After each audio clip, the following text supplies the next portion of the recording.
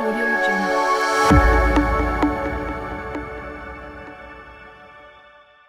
Yeah, so let's start the only place we can start, which is at the beginning. Yeah. Yeah. So talk to me about kind of how did you even discover laundry? Like how did you end up here? Yeah, totally. So, like you said, my wife and I, a little bit of background on us. We went to college in Montana, at Montana State. We both graduated with graphic design degrees, and actually had moved to Seattle right away. Kind of got out of Montana, wanted to get fresh in the world, so we moved there. Kind of had a little bit of a stint there. Ended up moving to Minnesota, back to Montana, and then about 2020 we started a social media marketing, digital marketing agency in Bozeman, Montana, and that was going really well.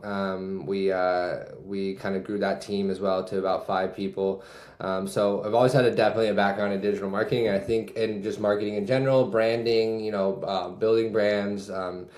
It's a huge passion of ours, and we're just entrepreneurs in general. So when we were ready to get back to Seattle, we took the jump back and landed on Bainbridge Island. So I don't know if anyone's been on Bainbridge Island, but super cool spot, just west across the sound from Seattle. And like you said, we got there and we started itching. The entrepreneurial itch. It's like the shiny object or something. And we really wanted to find a business that could really integrate us into the community.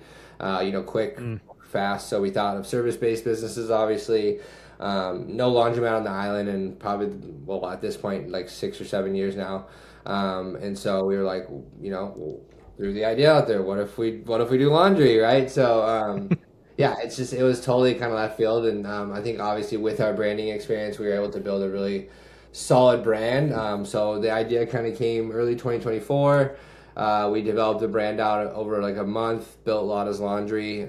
So we built that and kind of mild aggressively about I'd say May to like mid-July. Kind of started silently marketing it, just like getting it out in the community a little bit, putting out some flyers, like really basic stuff. I think our biggest thing we did on the 4th of July was handed out a little stain packs with our stickers on them, and just kind of spread the word like that. And then 2024 July we opened, officially opened Lotta's Laundry. So it was definitely like something that was, people still ask me. I'm still working on that like elevator pitch of like, why did you start a laundry business? So, I don't know, like here we are though. Yeah. And I'm loving it. Still don't know it, but here, yeah, you're in it. Yeah, so it's I don't have that like beautiful story of, like you said, of growing up in it or even working in a laundromat at any point, so we started out pick up and delivery just because we knew we wanted to start this business with very little capital, and getting a space wasn't the first goal of ours or whatever. So we were like, let's just start this out of our house, and it just kind of took off from there.